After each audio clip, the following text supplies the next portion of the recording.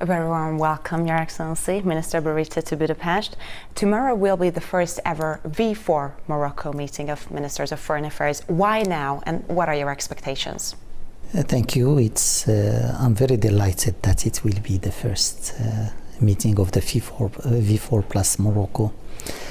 I think the question should be why not now, because this difficult period we are living is pushing all the countries to look for reliable partners.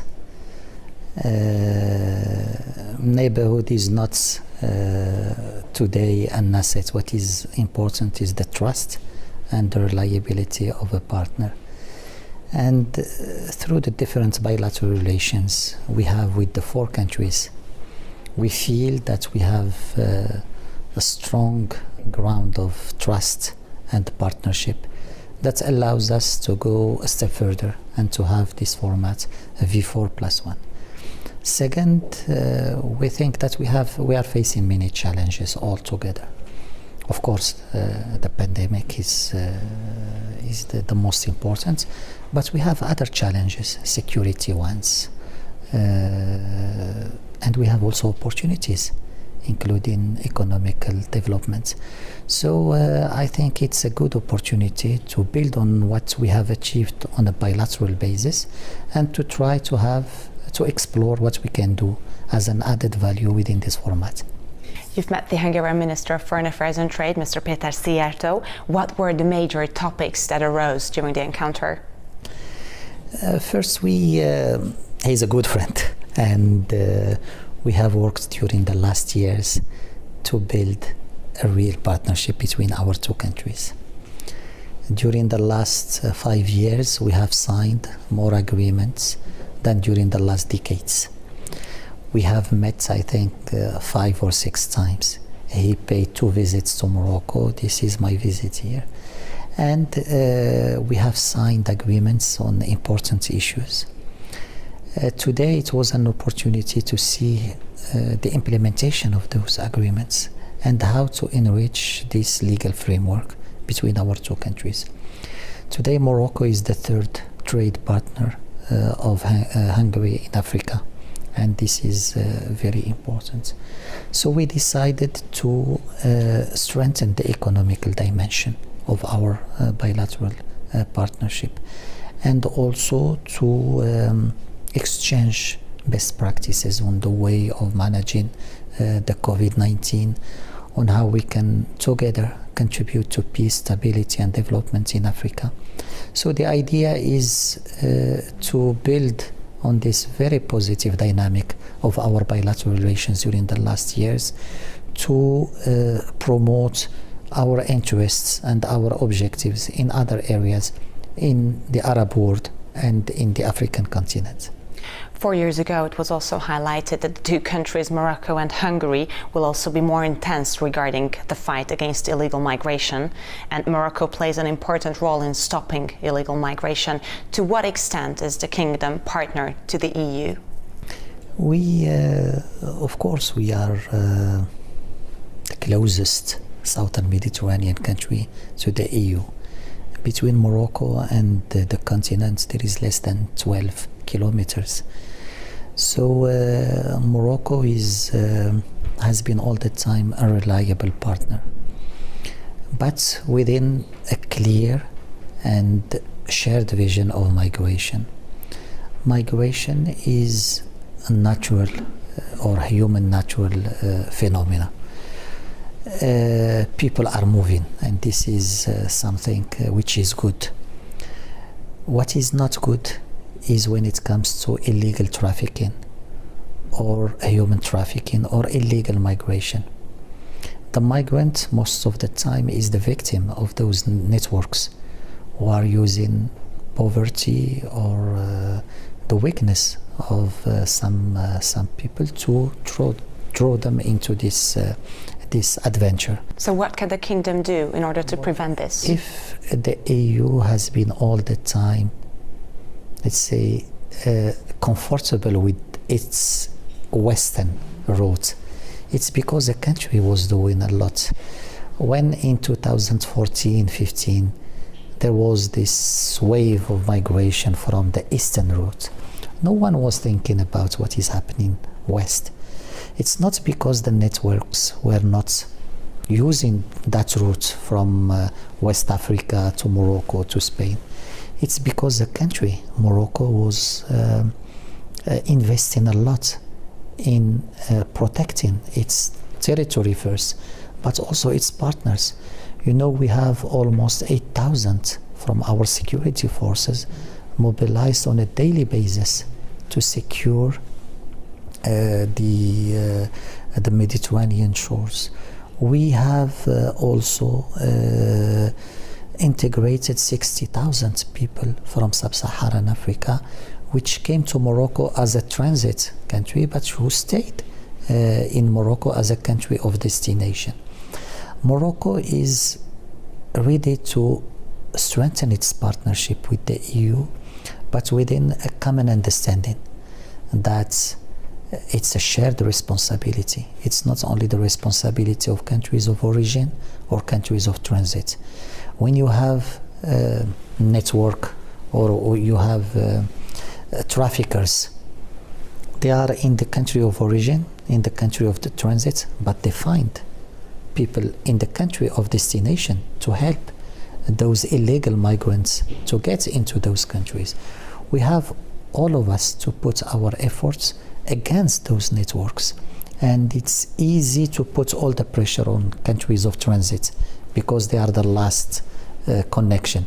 I think there should be a comprehensive approach to migration through development, through giving hope to people, to youth in the African continent, and of course by being tough against the illegal migrants and particularly the networks of illegal migration. Another issue is the terrorist threats within the region, and we all know that the Islamic State is still very active. Does this affect the Arab countries of Northern Africa? Yes, it's terrorism is a global threat to all of us, and the terrorist networks are coordinating in all the regions. In Morocco, we have since 2003 there was a vision by His Majesty the King to tackle the issue from the different dimensions. The fight against terrorism cannot be reduced to security elements. First, His Majesty engaged in a reform of the religious field, because you have to fight the ideas before fighting the translation of ideas into acts. Radicalism has to be fought, and this is this reform of the religious field was important. Then you have to work and to act against vulnerabilities. When you have poverty, when you have exclusion, then it's easier for the terrorist groups to attract. And there was work done by the Moroccan authorities and the instruction of His Majesty to ensure human developments in the country. And third, of course, there is the security dimension, and Moroccan intelligence services have been working closely with their counterparts, including here, to fight against radicalism and terrorism. Another issue is there has been a fight over the Western Sahara for many years now. We call it Moroccan Sahrawi. You call it Moroccan Sahara. It is one of the least densely populated regions in the world. It is a former Spanish colony, however, it is seen by Morocco as its own sovereign territory. Why is the Moroccan Sahara conflict heating up again? It's important because it's for Morocco, the Sahara has been all the time Moroccan, and it will remain Moroccan. You know, in these difficult periods, you need strong states, and you need states to defend their identity and their territorial integrity. The Sahara was occupied by Spain in the 19th century. It has never been independent. It has been all the time part of Morocco. And in 1975, Morocco and Spain negotiated an agreement by which Morocco recovered back the Sahara. So today, what you call the Western Sahara, which is the Moroccan Sahara, I was reading it. I learned it from the news, the international press. It's completely part of the Moroccan territory. You can take a flight, go to the Sahara, and you will not find a difference between Dakhla or Casablanca or Tangier. And by the way, in Dakhla there is the World Championship on windsurf every year. So it's not an area of war or area of conflict. It's a very quiet area, and I invite the Hungarian people to go and see it, and they will discover that the reality of the Sahara, like the other parts of Morocco, very quiet, very calm, and very attractive. We must speak about the current coronavirus situation, because you also mentioned it. About 950,000 infections have been registered in the kingdom. We've seen many, many waves, as you've mentioned already. What is the vaccination rate in the country? It's almost 65% of the population, and Morocco is the most advanced African country in vaccination. His Majesty's vision was from day one that protection is good, but vaccination is also important. So under instructions of His Majesty, we started discussions on the vaccine since April 20, 1 month after the first case was discovered in Morocco. And His Majesty followed personally those discussions and called the Chinese president. And like here in this country, we didn't look to vaccination from the dogmatic, ideological or geopolitical point of view. For us, Sinopharm, Sputnik, Pfizer, all of them are, if necessary to save lives of people, we don't get into those discussions. And so that's why we had an agreement with Sinopharm, we have an agreement with AstraZeneca, we had an agreement with Pfizer, and today Morocco is about to produce a fill and finish vaccine in Morocco in collaboration with Sinopharm.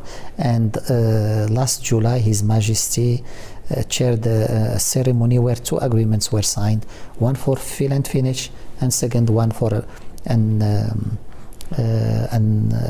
manufacturing of vaccines in Morocco for the country, but also for Africa. We've talked about many challenges, issues, conflicts. How does Morocco see the future of Africa, the continent?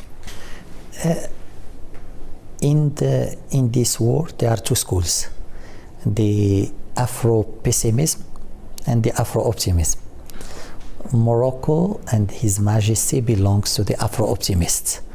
We think that Africa is not a threat. Africa is an opportunity. Africa is an opportunity for business. Africa is an opportunity for development. Africa has the most vital demographic components in the world. Africa will be in 2050 2.5 billion. And so either we invest in the continent to make it an opportunity for all of us, or we will have a burden for all of us. For His Majesty and for the Kingdom of Morocco, we are Afro-optimists. His Majesty paid 51 visits to the African continent. We invested a lot in the continent, and today we consider that for countries like Hungary or V4 countries, we can have a triangular cooperation: Morocco, Hungary, and Africa, for business, for training, for development of youth. And I think this is the way we should look to Africa. Africa is 35 million people getting every year to the middle class. And this is something very important in terms of investment, way of life. We have to trust Africa, and we have to accompany what the Africans want. Africa is not a problem. The problem is the approach to Africa. For sometimes, some countries or some political groupings have looked to Africa from like tutors. We will teach you what you have to do in the continent. Others have looked to Africa as a threat, and we have to contain it. I think the best way is what Hungary is doing, to go to Africa, to understand the realities, and try to accompany those realities in a very Afro-optimistic way. Your Excellency, thank you so much for your time and giving an interview to Hungarian News Channel here TV. Thank you very much. Thank you very much. My pleasure.